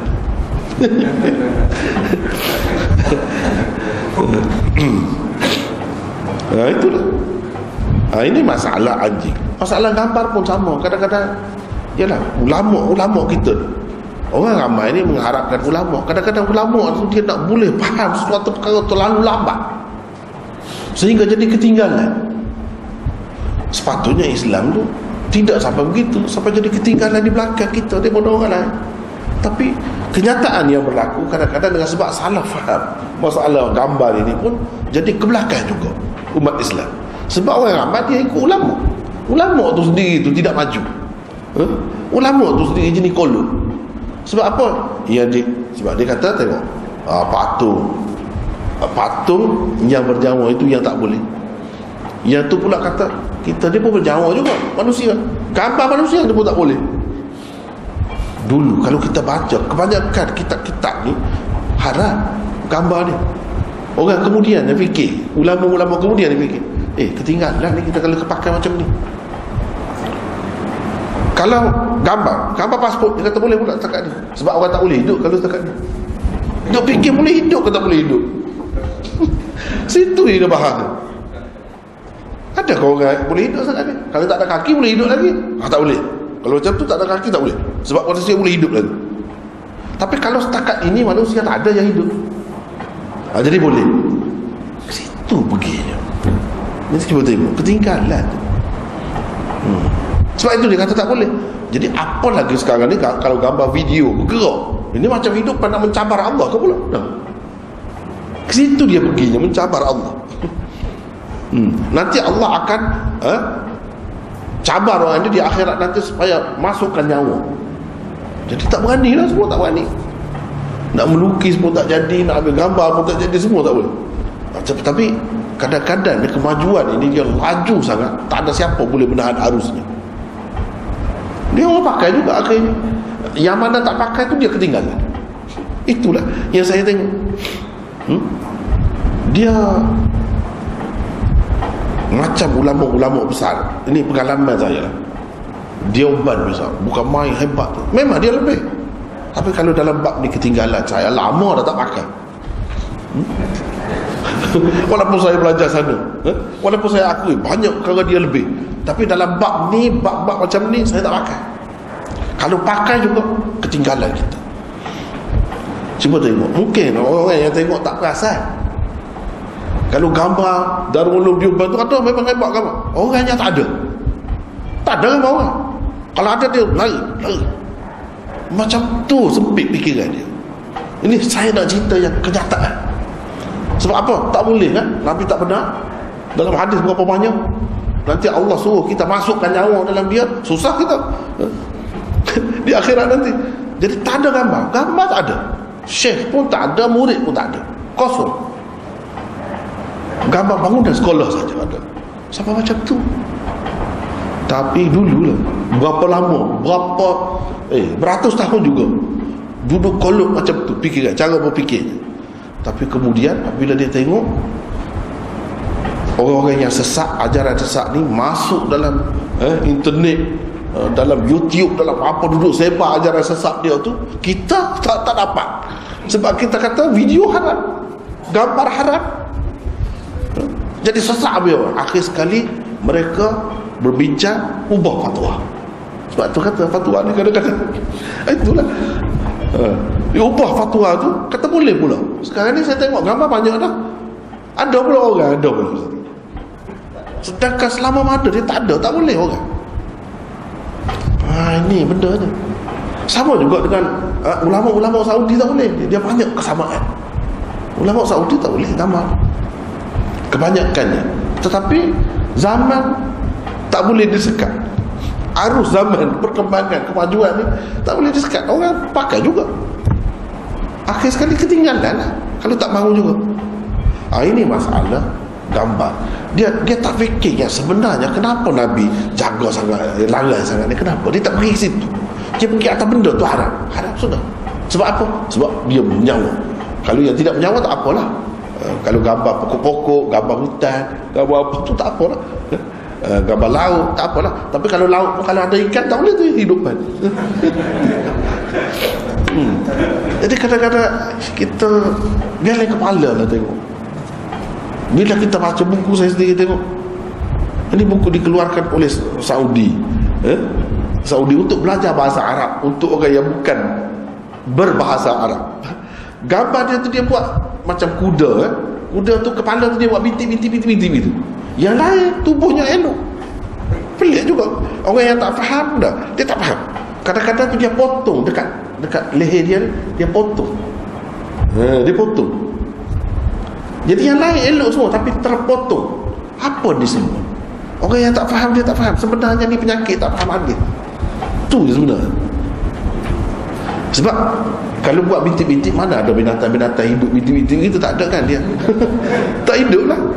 Kalau tak hidup boleh lah. Sebab ini makhluk kan, makhluk yang hidup yang tak boleh lah. Dia faham ke situ. Sempit sangat cara faham tu. Kemudian kalau dia potong leher tu, potong tekuk ni, tak boleh hidup kalau potong leher. Jadi sebab itu tak apa. Jadi macam-macam ikhtiar yang dia buat tu kan, nak menyelamatkan diri daripada terkena ancaman ini kononnya. Padahal sebenarnya tak ada kena-mengena tu semua dengan benda-benda tu. Tak ada kena-mengena. Yang Nabi SAW larang sangat tu, tegur sangat tu, apa bendanya? Dia tak faham situ. Duduk letak atas binatang yang hidup, makhluk yang hidup, duduk letak situ. Padahal yang sebenarnya Nabi nak akidah tu bersih, tauhid. Sebab ajaran-ajaran yang salah, agama-agama yang salah, semua dia ada gambar-gambar. Gambar-gambar itu dipuja. Khususnya gambar-gambar yang dianggap sebagai Tuhan, anak Tuhan dan sebagainya. Itu yang ada gambar pada masa itu. Dan Nabi takut itu membawa kepada syirik. Jadi cara dia nak menyekat syirik itu, dia tutup satu ketika. Kemudian kita tengok ini pun sama seperti anjing juga, daripada berat kepada semakin ringan. Maka adalah di dalam hadis dia sebut illa ma kana raqman fi thawbin, atau illa raqman fi thawbin. Begitu lafaz yang berbeza-beza dalam hadis itu, kecuali gambar pada kain itu tak apa, walaupun hidup.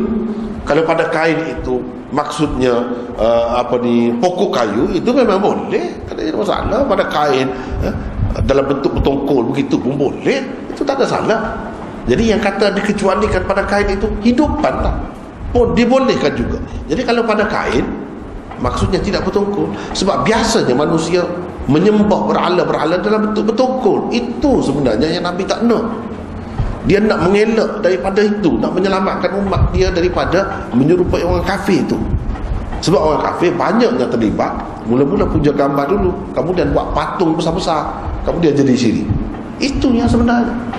Tapi jika kita perhatikan, yang manusia dijadi syirik bukan kerana benda hidupan ke atau tidak hidupan. Setengah-setengah bangsa tu dia puja pokok. Jadi kalau puja pokok macam mana? Boleh ke pokok tu, gambar pokok tu? Kalau dalam agama dia tu pokok suci, maka dia akan ada gambar itu. Kalau kita letak di rumah kita macam mana? Nabi berkenan ke agaknya? Pokok Krismas misalnya, atau pokok tulsi. Kalau orang Hindu pokok tulsi, itu pokok suci dia. Atau kalau orang Buddha pokok bo, yang mana Buddha duduk di bawah pokok tu dapat nirwana. Itu pokok. Kira-kiranya kalau Nabi ada, dia tak akan benarkan juga tu orang Islam letak dalam rumah dia macam benda-benda macam tu. dalam bentuk replika atau dalam bentuk gambar, sebab ini jadi syiar agama tertentu dan ini menjadi pujaan mereka. Tak mesti makhluk yang hidup. Kalau tak hidup pun, kalau jadi syirik, itulah maksud Nabi SAW melarang tu. Bukan khusus dengan hidup atau tidak hidup, sebab biasanya yang hidup tu yang dipuja. Tapi berapa banyak orang Jepun puja matahari itu Tuhannya. Tiba-tiba kita letak matahari dalam rumah kita besar, sukalah dia akan masuk dalam rumah kita, Tuhan dia ada. Dan kalau Nabi SAW tahu ini satu bentuk Tuhan, dan orang nak memuja, nak melebihkan, dia akan letak gambar dalam rumah dia, tentu Nabi SAW tak akan suka. Tapi kalau dalam suasana tak ada pun ingat kepada benda tu, dalam masyarakat ni tak ada pun fikir benda macam tu, jadi kita ambil gambar sunset misalnya, tak ada salah nak letak gambar tu dalam rumah kita sebab kita tertarik misalnya, tak ada salah. Tetapi kalau dalam masyarakat yang memuja benda tu, dan mungkin dia akan jadi suka dengan sebab kita begitu, itu lain ceritanya, hukumnya akan berubah. Jadi maksud sebenarnya ialah nak mencegah daripada syirik, kesyirikan, dan bahan-bahan yang boleh menyebabkan manusia ni jadi syirik. Tak kira lah dia ada nyawa ke tidak ada nyawa ke, tak kira. Itu sebenarnya. Kalau kita menghadkan kepada yang ada nyawa saja, bukan semua benda yang bernyawa itu dipuja oleh manusia pun, bukan semua. Tapi kalau pokok pun ada yang dipuja, pokok. Jadi itu pun sepatutnya tak boleh. Sebab kita kena tengok pada maksud Nabi SAW sebenarnya dia larang untuk apa. Dia tak pergi ke situ, dia pergi kepada zahir-zahir. Ini boleh hidup ke tidak macam ni? Kalau kita potong, kalau kita potong tak boleh hidup, jadi boleh, halal. Situ saja berputar hukum boleh atau tidak boleh tu, sama ada hidup atau tidak. Jadi kalau tak hidup, walaupun benda tu dipuja, boleh ke? Kira-kira dia akan kata boleh. Jadi tak pergi kepada maksud sebenarnya. Kalau pergi kepada maksud sebenarnya, dia tidak terhad setakat benda yang hidup saja. Benda yang mati, pokok pun termasuk juga. Jadi sepatutnya kita kena ambil kira benda-benda macam ni. Kena tengok pula untung ruginya. Adakah di sini ada unsur pemujaan? Ini nak dakwah, tak ada siapa pun puja seseorang tu. Bila ada, tanpa orang boleh tengok lagi hidup, daripada dengar suara saja tu. Kalau mereka ni dia rela lagi suara saja, rupanya tak nampak. Macam mana orang nak? Saya tengok dalam internet sekarang ni ada beberapa orang Maulana, rupa dia tak nampak, tapi video ada, tapi tak boleh ke belakang. Jadi dengar suara saja. Cuma kita fikir ni kan sempit cara. Benda-benda macam tu dia saja dirisau oleh dia, jadi kebimbangan dia. Padahal tak ada apa pun benda-benda macam ni. Tetapi dia masih lagi ditakut itu. Macam mana? Macam mana kita? Itulah bendanya. Jadi ulama-ulama ni kadang-kadang menyebabkan umat ni jadi ketinggalan, umat ni jadi terbiar. Sebab apa? Dia tak pandai berjalan seiring dengan zaman dalam batas-batas yang dibenarkan oleh agama, dan tak tengok sesuatu perkara tu Nabi larang tu kenapa, apa sebab dia sebenarnya. Apakah kerana zahir benda tu atau benda lain? Dia tak pergi ke situ. Ini menyebabkan jadi umat ni jadi ketinggalan sebenarnya. Bukan dalam satu perkara, dalam banyak perkara. Yang dalam masalah ni, yang ulama-ulama yang terima sekarang ni kan, dia tinggal semua pendapat ulama-ulama dulu. Padahal kalau nak kira, dan kebanyakannya mengatakan tak boleh. Ulama-ulama yang hebat macam mana kata tak boleh. Tapi bila kita tak nak kan, kita lupa kan, kita buat tak tahu, tak sebut pun yang itu. Itulah. Padahalnya berapa-berapa Imam Nawawi ke siapa ke, semua kata tak boleh. Tapi kita sendiri boleh fikirkan benda ni untung ruginya, kita ubah boleh. Sama juga dengan muzik. Kalau nak kira lebih macam apa di minggu lepas kita bincang tentang muzik, kebanyakannya kalau dalam kitab-kitab dulu tak boleh, sekarang ni boleh. Kenapa? Sebab kita tengok kepada hakikat dia benda tu sendiri.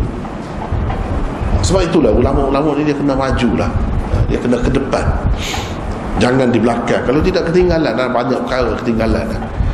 Saya rasa hanya setakat itulah dulu untuk malam ni. Mungkin kalau ada soalan, insyaAllah.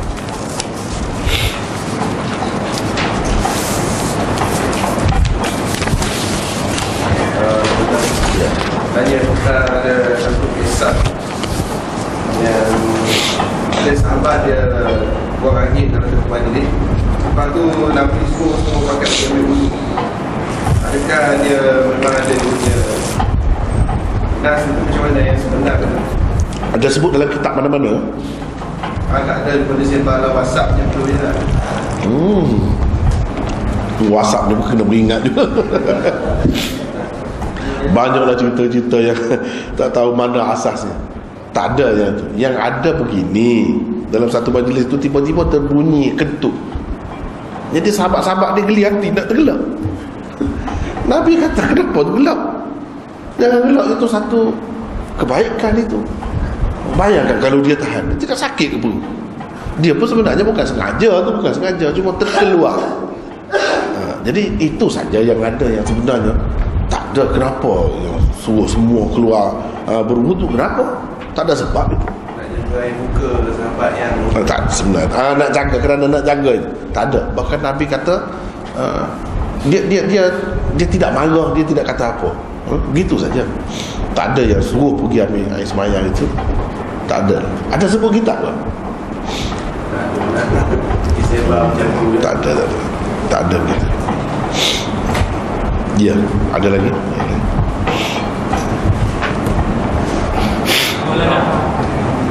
Ya, ini sini dulu. Sini. Ya. Apa?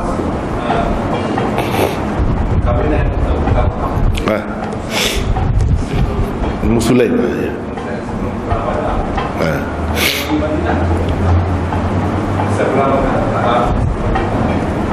Maksudnya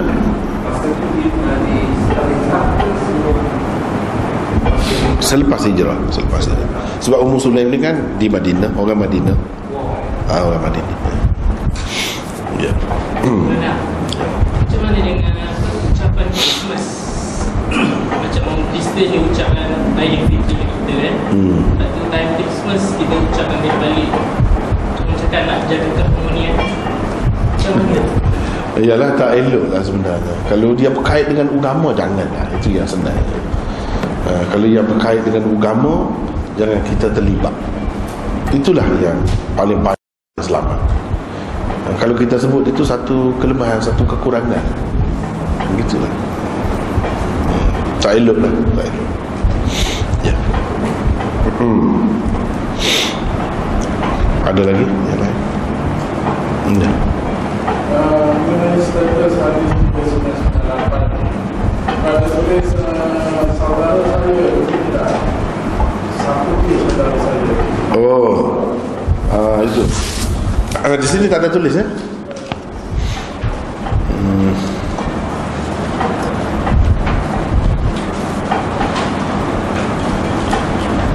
Ismail juga meriwayatkan kepada saudara saya, meriwayatkan kepada saya daripada Sulaiman. Saya tak ada tulis ya. Di sini kena cek dulu lah. Saya pun tak ingat.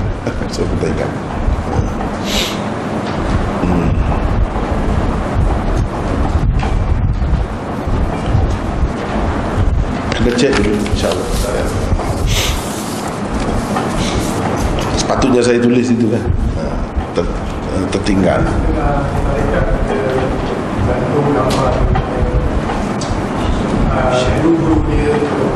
Ya.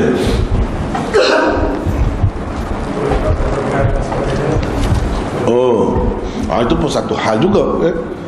Jadi melampau juga. Inilah yang ditakuti oleh Nabi itu. Apabila diperbesarkan, dianggap ini membawa berkat dan sebagainya, itu lain pula. Itulah yang ditakuti oleh Nabi. Jadi kalau macam ada unsur-unsur macam itu, tak elok lah. Tak elok. Tak mesti gambar yang dipatung, tak mesti patung. Gambar pun begitu. Apalagi kalau kita kata letakkan gambar manusia di bawah tu nama Allah dan sebagainya, itu lagilah boleh kita kata haram lah. Boleh kita kata haram sampai ke peringkat tu. Jadi benda-benda ni dia bergantung kepada keadaan sebenarnya. Gambar tu untuk apa? Misalnya kalau dalam surat khabar tu kan selalu banyak masuk gambar itu, gambar ini. Itu tak ada unsur-unsur pemujaan, unsur-unsur nak bawa kepada sini, tak ada. Sekadar nak bagi tahu begitu. Dan nak tengok benda tu, sekadar itu saja. Jadi kalau sudah ada unsur-unsur yang boleh membawa kepada kemujaan, itu tidak sesuai lah dengan Islam. Sepatutnya kena jagalah. Itulah yang dimaksudkan oleh Nabi itu sebenarnya, yang macam itulah. Yang zaman dahulu banyak buat benda-benda macam ni lah. Biasanya gambar-gambar tu gambar-gambar orang-orang yang dipuja. Yang itulah yang Nabi takut. Jadi kalau yang itu betul lah, kita kata jangan lah kalau yang itu. Tapi kalau yang dengan maksud mengajar dan sebagainya, ini tak termasuk dalam yang itu. Tak termasuk. Ya. Saya baca pasal Ismail yang marah. Asal sudah kalau sekarang ni ada di yang di Pakistan. Dari kami berada Ismail atau buat yang lain. Bohra tu lain. Bohra tu memang pecahan Ismailiyah lah. Dan Berilwi itu satu kumpulan yang lain pula, tak ada hubungan, tak ada kena-mengena dengan Bohra ini. Bohra ni dekat-dekat, sama lah, pecahan yang sama daripada asal yang sama dengan Aga Khan, Aga Khaniyah ataupun Aga Khan saja disebut Aga Khan. Perempuan ni sebenarnya dari segi ekonomi dia kuat. Kalau di Pakistan tu ekonomi dia pegang oleh mereka. Itu susah. Dari segi kesesatan memang sesat. Memang sesat lah. Dia Berilwi tidak seberat tu, tidak seteruk tu, tapi salah jugalah. Salah juga. Ini Bohra Aga Khan ini memang ulama-ulama kita sudah istilah lama dah, tidak Islam. Dia lebih teruk lagi daripada Syiah Imam 12 yang disebar-sebarkan sekarang, lebih teruk. Cuma dia ni ada sikap dia sendiri, dia tidaklah nak dakwah, nak sebar kepada orang. Itu dari segi bagusnya untuk kita. Dia sekadar dia pokok dia begitulah. Macam Syiah Imam 12 ni, cara dia nak sebar, nak biar orang masuk dalam agama dia tu. Itu ya bezanya. Dia kumpulan lain lah, ya. Saya baru dengar video orang besar sama Quran Islam yang pandangan orang bukan macam saya bukan fokus sama pandangan yang sama yang Allah belum baca. Dia sebenarnya bukan pendapat majoriti. Itu betul. Minority, bukan majority. Minority. Yang ramainya tidak begitulah. Tetapi bagi saya, kalau berdasarkan dalil, bukti, saya lebih puas hati yang minority itu. Ya itulah. Itulah. Kalau kita fikir secara guna akal, kita tidak ada benda yang bercanggah sebenarnya. Tidak ada benda yang bercanggah sebenarnya. Ya panjanglah ceritanya. Kalau sudah ikut tu, insyaAllah rasanya boleh faham dah kan. Ya. Oh ya. Kenapa masih dia kan wallahualam lah, kita tidak nak kata kepada mana-mana pihak ya. Tapi bagi saya dan kita semua pun boleh saksikan, kadang-kadang benda yang lebih tepat itu, kadang-kadang dia orang nak faham benda tu jarang. Oleh kerana benda tu mahal, benda tu dalam, tinggi sangat, kadang-kadang yang ramai-ramai ni tak sampai ke situ. Begitulah boleh kata. Memang pun kalau dari segi kajian memang halus lah, kena halus begitu. Jadi umumnya manusia ni yang ramai-ramai tidak begitu. Kalau kita tengok ahli fikir kau yang hebat-hebat tu, dia dapat dia tu pelik, memang pelik, tapi tak ramai. Tak ramai bukan semestinya maknanya tak benar. Dia bergantung kepada hujah. Kalau hujah dia kuat, kita boleh terima walaupun tak ramai. Misalnya Khulafaur Rasyidin ada 4 saja. Syah Waliullah bukan. Dia tulis satu kitab Izalatul Khaffa yang macam ni tebal.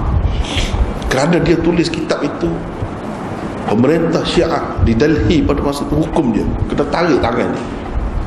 pergelangan tangan dia tercabut dan dia tak boleh menulis sampai ke mati. Syah Wali Allah. Dia tulis kitab. Dalam kitab tu dia kata Khilafah Rashidah bukan setakat 30 tahun. Pendapat dia bercanggah, tak sesuai dengan majoriti kata macam tu setakat 4 orang sahabat tu. Tapi dia kata tidak. Berdasarkan saya puas hati dengan kajian dia. Dan sampai sekarang saya pertahankan itu. Saya bawa yang itu. Cara pembahagian dia, khilafah khassah, muntazimah, ghairu muntazimah, khilafah rasyidah, banyak pembahagian dia tu halus, walaupun tak pernah orang sebut sebelum itu, tetapi dia ada bukti dia. Zaman sekarang ni sepatutnya zaman orang guna fikiran, zaman bebas, sepatutnya kita dapat menilai. Jangan kita tengok sesuatu yang pelik sikit kita terus kata macam-macam. Sepatutnya tidak begitu. Berapa banyak pendapat orang macam ni yang asalnya tak ada orang lain, tak pernah sebut, tapi dia sebut ada bukti yang kokoh. Apa salahnya? Begitulah boleh kata. Setengah-setengah ramai dia ikut dia ikut itu, ikut ini. Walaupun nama ulama sebenarnya dia ikut, dia bukan buat kajian pun. Setengah-setengah perkara tu lah. Setengah-setengah perkara tu begitu. Jadi kita nak yang mengkaji. Bila mengkaji dia boleh bahas satu-satu. Baru kita akan ada kepuasan. Sebenarnya manusia sekarang ni bukan semua, setengah-setengah dia nak yang macam tu.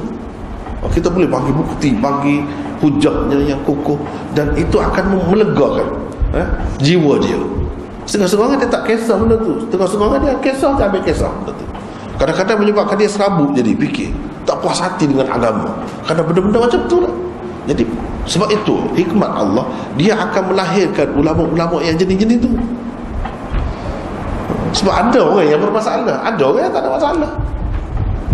Yelah kita kata ada etis, tak percaya kepada agama. Ya, setengah orang tak kisah, memang dia percaya dah. Tapi bagaimana nak menyelesaikan dia tu? Itu penyakit tu. Penyakit mesti ada ubat. Ubat tu pada ulama lah, ahli fikir, pemikir di kalangan umat dia boleh selesaikan. Itulah benda-benda macam tu lah. Kalau kita nak fikir dari segi logik pun, yang Nabi SAW suruh kan, dia suruh tulis uktubu anni la taktubu anni syai'an siwal Quran. Jangan tulis apa-apa daripada aku selain Quran. Kan? Ada hadis itu. Takkanlah Nabi larang tulis benda lain, suruh tulis Quran. Apa makna? Mesti ada lah yang ditulis. Jadi yang sahabat tulis tu, tulis di mana? Kalau kita terima ada sahifah sadiqah, ada sahifah sahihah, zaman Nabi lagi ditulis. Tulis atas kertas lah, jadi buku lah tu. Macam mana hadis boleh tulis jadi buku, sedangkan Quran yang diperintah lebih awal lagi supaya ditulis, tak ada buku. Itu benda yang sepatutnya dipikir. Sepatutnya dipikir. Dan panjang lagi lah. Ya. Yalah panjang cerita dia, rasanya tak sempat masa. Ya. Tengoklah, ada orang yang dia tak kisah benda tu. Ada orang yang bila dia macam dia rasa lebih puas hati. Memang begitu, manusia tak sama. Begitu. Jadi saya begitu juga. Saya fikir orang lain, ulama-ulama lain, kenapa dia kadang-kadang bagi pendapat yang pelik-pelik? Sebab dia mengambil kira semua kita ni nak bawa rahmat kepada manusia. Akan ada dalam ramai-ramai ni, dia itu masalah dia. Bagi dia besar benda tu. Kalau tak selesai dia pening kepala, dia tak lega, tak tenang jiwa dia. Dengan sebab itu perlu ada yang macam tu. Jangan kita fikir nak menyelesaikan masalah biasa saja. Bagi saya perlu ada. Dan sebab itu kita tengok ulama-ulama ada yang pelik-pelik. Sebab memang ada masalah. Cuma kepada orang yang tidak fikir, tidak kaji benda tu, dia tak ada masalah lah kepada dia. Tapi bukan bermakna semua manusia tak ada masalah itu. Itulah perlu ya. Kita setakat itulah untuk malam ni, insya-Allah. Allah.